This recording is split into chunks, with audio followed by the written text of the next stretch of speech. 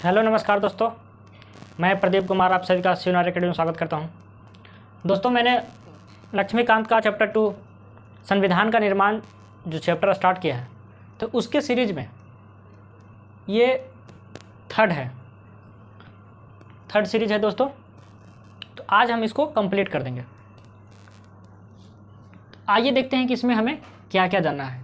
पिछले वीडियो में मैंने देश के आज़ादी से पूर्व तक बता दिया था, अब उसके बाद तक बताएंगे।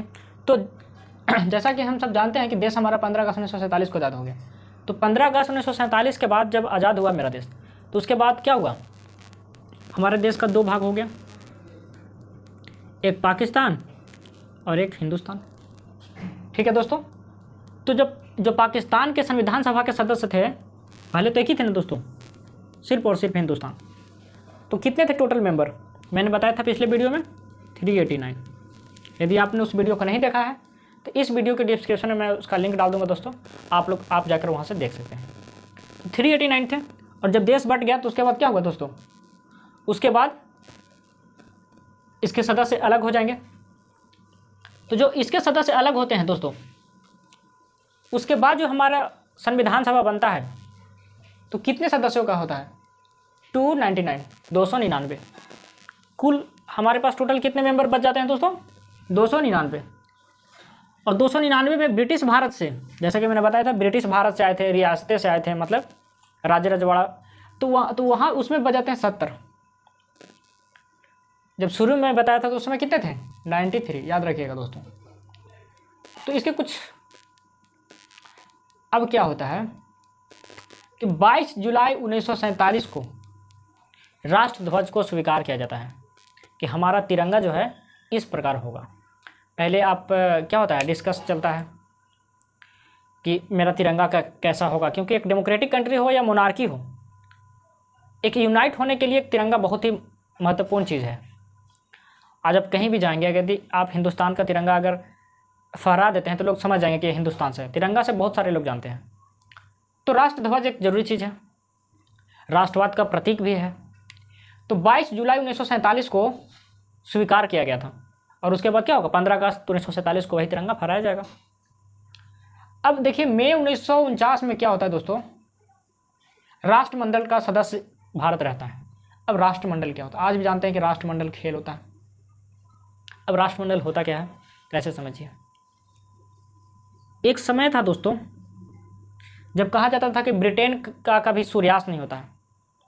मतलब अगर पूरे वर्ल्ड को आप 2 पार्ट में बांट देते हैं, तो अगर यहाँ आप अमेरिका देखते हैं, इधर आप अफ्रीका देखते हैं, मान लेते हैं, रफ डायग्राम बनाते हैं, इधर इंडिया, तो यहाँ इंडिया पर भी शासन कर रहा है ब्रिटेन, और अमेरिका पर भी कर रहा है। और आप जानते हैं, और आगे मैं जब ज्योग्राफी का सीरीज स्टार्ट करूँगा तो मैं बताऊँगा कि क्यों यहाँ पे अंधेरा है, क्यों यहाँ पे उजाला है। तो यहाँ पे जब अंधेरा होता है तो यहाँ पे उजाला होता है, यहाँ पे उजाला होता है तो यहाँ पे अंधेरा होता है दोस्तों। तो ब्रिटेन का यहाँ भी राज है, यहाँ भी राज है। जब यहाँ रात है तो यहाँ क्या है, सूर्योदय है, और जहाँ सूर्योदय है तो यहाँ सूर्यास्त है। मतलब दोनों जगह क्या हो, कभी उसका सूर्यास्त नहीं हुआ, उसका साम्राज्य का, उसके मतलब शासन का कभी अंत नहीं हुआ। तो जहाँ जहाँ उस देश ने शासन किया, और जब वो आज़ाद हो गए तो उनका एक ग्रुप बना दिया गया। मान लेते हैं कि 1 से लेकर 10 नंबर तक कंट्री पर इसने राज किया। अब जब 10 कंट्री आज़ाद हो गए तो 10 ग्रुप को बोल दिया कि ये राष्ट्रमंडल हो गए। हमने शासन किया था, अब इनका राष्ट्रमंडल। तो राष्ट्रमंडल एक ग्रुप बनाया, ठीक है। तो उसमें कहा गया कि आप अपना मन से, मतलब आप चाहे तो इसमें रहे या तो नहीं रहे।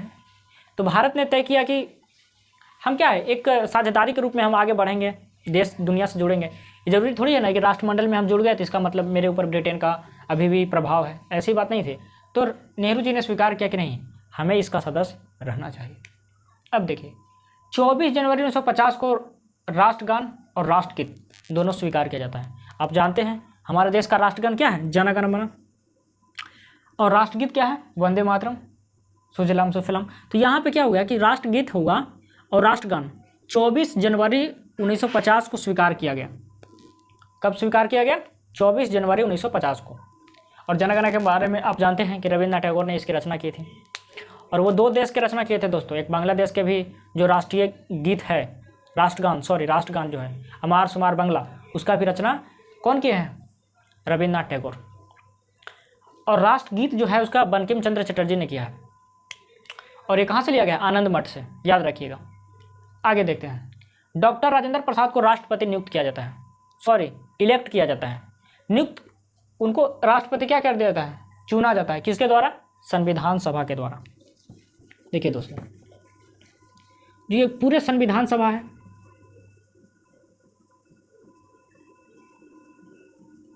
और अब हमारे सदस्य कितने बच गए? 299।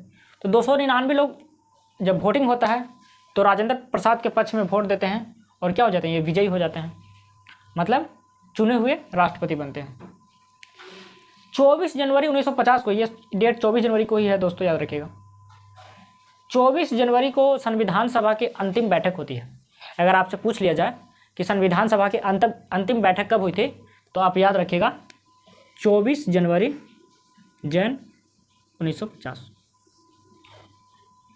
ठीक है दोस्तों।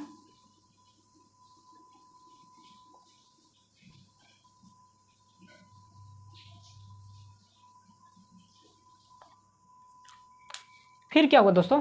संविधान सभा की अंतिम बैठक हुई, सांसद के रूप में कार्य करती रही। अब देखिए क्या हुआ कि हमारा कॉन्स्टिट्यूशन कब बनकर तैयार हो गया? 26 नवंबर 1949 को दोस्तों। और संविधान लागू कब हुआ? 26 जनवरी 1950 को। तो जब संविधान बनकर तैयार हो गया तो संविधान सभा गठित किसके लिए हुई थी? संविधान के निर्माण करने के लिए। और जब संविधान का निर्माण हो गया तो संविधान सभा, जो संविधान बनाने का काम था, वो समाप्त हो गया। लेकिन वही संविधान सभा अब कानून का पालन करवाने के, मतलब संसद के रूप में भी काम करती थी। तो 1952 तक करेगी, जब तक हमारे देश में प्रथम आम चुनाव नहीं हो जाता है, तब तक वो काम करते रहती है। क्योंकि मैंने पिछले वीडियो में क्या बताया था दोस्तों, कि जो हमारा संविधान सभा है, जब हमारा देश आज़ाद हो जाता है तो संविधान सभा दो काम करती है। एक संविधान बनाना, संविधान निर्माण करती है, और एक संसद के रूप में भी काम करती है। संसद मतलब लोगों को कानून मतलब कानून का निर्माण करना और लोगों को कानून का पालन करवाना। तो संविधान का निर्माण जब हो गया तो संविधान सभा समाप्त। लेकिन यही संविधान सभा के सदस्य संसद के रूप में बैठते हैं, और कब तक बैठते हैं? जब तक देश का पहला चुनाव न हो जाए। अब आगे देखते हैं संविधान सभा की कुछ आलोचना है दोस्तों। आप जानते हैं कि दुनिया में आप कुछ भी काम करें, अगर बुरा काम कर रहे हैं तो शुरू में तो आलोचना आपको बहुत कम लोग करेंगे, लास्ट में तो इसका बुरा परिणाम होगा ही दोस्तों, इसमें कोई दो राय नहीं है। लेकिन यदि आप अच्छा काम कर रहे हैं तो स्टार्टिंग से ही, शुरू से ही आपको आलोचना झेलना पड़ेगा, और ये आदत डाल लेनी चाहिए। अगर अच्छा आप काम करने स्टार्ट किए हैं और कुछ लोग आलोचना करते हैं, तो आपको चुपचाप अपना कान बंद कर अपना क्या करना चाहिए? काम करना चाहिए। तो संविधान सभा के उसी प्रकार आलोचना कुछ लोग किए, जबकि इतने महत्वपूर्ण काम कर रहे हैं, लेकिन कुछ लोग इसको आलोचना किए अपने अलग अलग विचारों से। तो वन बाय वन कर देखते हैं क्रिटिसिज्म क्या है, इसका आलोचना क्या है। तो पहली आलोचना में पढ़ा जाता है दोस्तों, एक सेकेंड,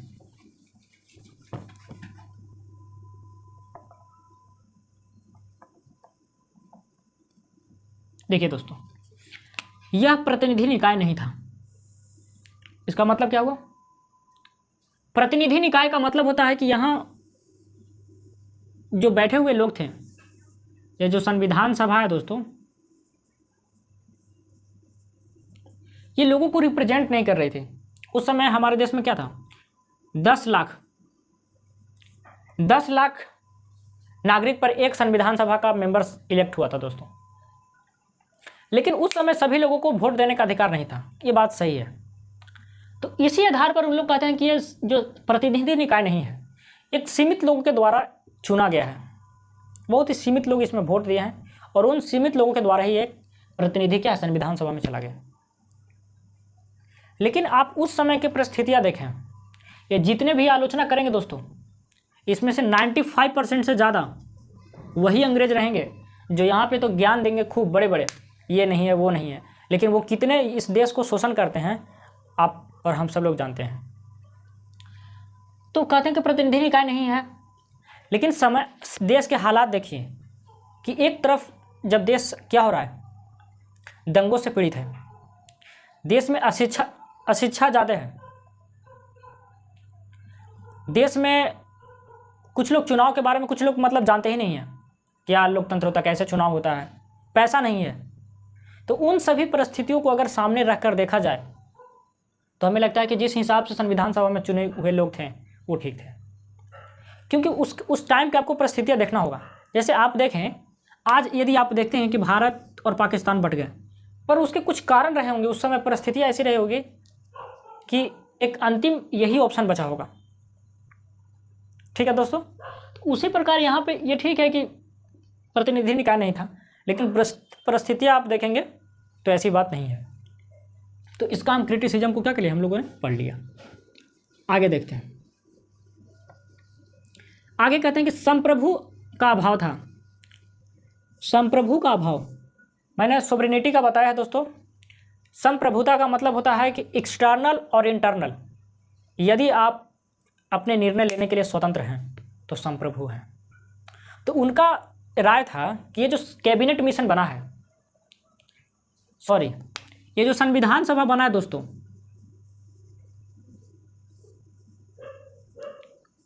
उनका कहना था कि जो संविधान सभा बना है ना, वो कैबिनेट मिशन के तहत बना है।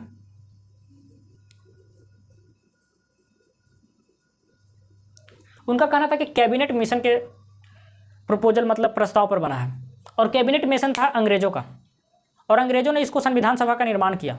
इसका मतलब हुआ कि संप्रभु नहीं है। पर यह बात सही नहीं है, क्योंकि जब हमारा देश आज़ाद हो गया 15 अगस्त 1947 को,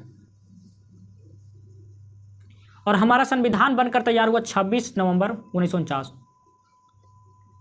तो 15 अगस्त 1947 के बाद तो पूर्ण रूप से संप्रभु हो ना गया दोस्तों। तो उसके बाद तो फ्री रूप से लिए होंगे। और हमारा जब 15 अगस्त 1947 को, और हमारा संविधान सभा गठन कब हुआ, 1946 में 9 दिसंबर को, पहली बैठक के हिसाब से देखेंगे तो कुछ काम किए होंगे। लेकिन ऐसी बात नहीं है, कुछ काम किए और बहुते काम किए, तो इसका मतलब थोड़ी ना हुआ कि वो कैबिनेट मिशन था अंग्रेजों का तो उसके हम संप्रभु नहीं हुए। नहीं, ऐसी बात नहीं है, हम संप्रभु थे। अगर संप्रभु नहीं होते तो आप देखिए, अमेरिका का कॉन्स्टिट्यूशन है और हमारे कॉन्स्टिट्यूशन है, दोनों में डिफरेंट है। यहाँ रिजर्वेशन का मैटर है, यहाँ रिजर्वेशन का है।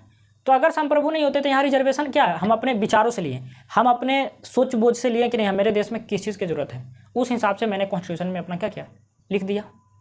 ठीक है दोस्तों, तो हम संप्रभु थे, तभी हम अपने रूप से क्या किया, अपने हिसाब से, हमारे जिस चीज़ की आवश्यकता थी, हमारा देश जिस चीज़ को झेल रहा है, हमारा समाज जिस चीज़ को पीड़ा को झेल रहा है, वो पीड़ा और किसी आने वाले को न झेलना पड़े, इन सब चीज़ों को देखकर बनाया गया। तो क्या हुआ, हम, इसका मतलब हुआ कि हम संप्रभु थे। अब देखिए, समय की बर्बादी। समय की बर्बादी कैसे दोस्तों, उनका तर्क है कि 4 मंथ्स में लमसम, ये देखिए 2 साल 11 महीना और 18 दिन, इतना दिन में हमारे कॉन्स्टिट्यूशन क्या हुआ, बनकर तैयार हो गया। तो उनका कहना है कि लगभग 3 साल, क्योंकि 3 साल में 12 दिन कम हुआ, तो लगभग 3 साल हमारे कॉन्स्टिट्यूशन को बनाने में लग गया। तो उनका तर्क है कि ये समय की बर्बादी है। अमेरिका जैसे डेवलप्ड कंट्री, और वहाँ 50 स्टेट्स हैं, उनका कॉन्स्टिट्यूशन जब 4 मंथ्स में रेडी हो सकता है, तो आपका इतना समय क्यों लगा है, ये तो समय की बर्बादी है। पर समय की बर्बादी अगर आप देखते हैं, अगर सपोज मान लेते हैं कि कोई व्यक्ति तैयारी करता है किसी चीज़ का, 2 साल में एसएससी का जॉब लिया, कोई 4 साल में आईएएस क्रैक मतलब आईएएस का जॉब ले लिया, ठीक है दोस्तों, यूपीएससी क्रैक कर गया वो, तो कौन बेटर है, 4 साल वाला यूपीएससी जो क्रैक किया, उसका रुतबा अलग है, समाज में उसका स्टेटस अलग है। तो समय के जब आप देखेंगे 2 साल 11 महीना 18 दिन लगे, लेकिन जो हमारा आज कॉन्स्टिट्यूशन है वो दुनिया का सबसे बड़ा, और 125 करोड़ का उसमें क्या है कि आकांक्षा, अपने भावना को व्यक्त करने का, पूरा करने का उसमें आज़ादी दिया हुआ है दोस्तों। तो कहीं ना कहीं अच्छी बात है। हमारे कॉन्स्टिट्यूशन ना ज़्यादा क्या कहते हैं उसको, नहीं ज़्यादा क्या है मतलब लचीलापन कहते हैं ना, नहीं ज़्यादा मतलब हार्ड है उसको। एक ऐसा होता है कि कॉन्स्टिट्यूशन को अमेंड करना मतलब संशोधन करना बहुत ही टफ है, ऐसा भी हमारा कॉन्स्टिट्यूशन नहीं है, बहुत ही आसान भी नहीं है। तो उन सभी चीज़ों को आप देखेंगे, कंपेयर करेंगे दूसरे देश के कॉन्स्टिट्यूशन से, तो लगेगा कि समय तो लगा, लेकिन बहुत चीज़ों को क्या है उसमें समेटे हुए अपने आप में कॉन्स्टिट्यूशन हमारे देश का। तो ये भी बात पूर्ण रूप से सही नहीं है। फिर देखिए, कहा जाता है कांग्रेस का प्रभुत्व है, ये बात बहुत ही हद तक सही है, ये बात सही है कि कांग्रेस का उसमें प्रभाव था दोस्तों, क्योंकि उस समय हमारे देश का सिर्फ और सिर्फ एक ही पार्टी थी, वो थी कांग्रेस। 1885 में उसका स्थापना होता है। एओ ह्यूम ने उनकी उस कांग्रेस पार्टी की स्थापना किए थे। आज़ादी में, हमारे देश की आज़ादी में ये कांग्रेस पार्टी बहुत ही निर्णय भूमिका निभाती है, महत्वपूर्ण भूमिका निभाती है। तो लोगों का दिल और दिमाग में आज़ादी से पहले तक और आज़ादी के बहुत ही सालों के बाद तक भी इसी का प्रभाव रहा। तो उस समय तो संविधान सभा में जितने मेंबर थे उसके बहुत बड़े हिस्से क्या थे, कांग्रेस से आते थे। तो ये बात सही है कि कांग्रेस का उसमें प्रभुत्व था, पर ऐसी बात नहीं है। और भी समाज से थे, मुस्लिम समाज से थे, SC ST समाज से थे, सिख समाज से थे, अलग अलग का भी उसमें क्या था, रिप्रेजेंटेशन था। सिर्फ कांग्रेस के बाकी सब लोग नहीं थे। ठीक है दोस्तों। फिर कहा गया वकीलों एवं राजनीतिज्ञों का प्रभाव। ये भी बात लगभग सही है, क्योंकि आप देखें तो उस समय जितने भी कॉन्स्टिट्यूशन में आपको मेंबर देखेंगे, बहुत सारे लोग क्या करेंगे, इंग्लैंड से, तो कोई जर्मनी से, तो कोई अमेरिका से। खुद BR अम्बेडकर जो इतने बड़े हैं, वो ब्रिटेन से, अमेरिका से लॉ की पढ़ाई किए हुए हैं। तो वकीलों का तो है, आज भी कॉन्स्टिट्यूशन का एक कुछ भी चीज़ है आम लोगों को समझ में नहीं आता है। लीगल जो वर्ड होते हैं बहुत ही टफ होता है समझना, तो वकीलों का ही तो है। और राजनीतिज्ञों का प्रभाव रहता है। जो भी स्वतंत्रता आंदोलन में हमारे भाग लेते हैं, वो बहुत सारे लोग इसमें क्या करते हैं, संविधान सभा में संविधान निर्माण करने का काम करते हैं। फिर देखिए हिंदुओं का प्रभाव। ये अंग्रेज क्यों कह रहे हैं कि ये हिंदुओं का प्रभाव, इसके पीछे रीजन क्यों है, देखिए थोड़ा सा इसको हिस्ट्री में जाते हैं तब समझ में आएगा। 1906 में मुस्लिम लीग की स्थापना होती है और 1909 में मार्ले मिंटो एक्ट आता है और 1919 में क्या आता है, मॉन्टेग्यू चेम्सफोर्ड, और 1935 में क्या आता है दोस्तों, भारत शासन सुधार अधिनियम। अब यहाँ से क्या होता है, सांप्रदायिक प्रतिनिधित्व, कम्युनल रिप्रेजेंटेशन।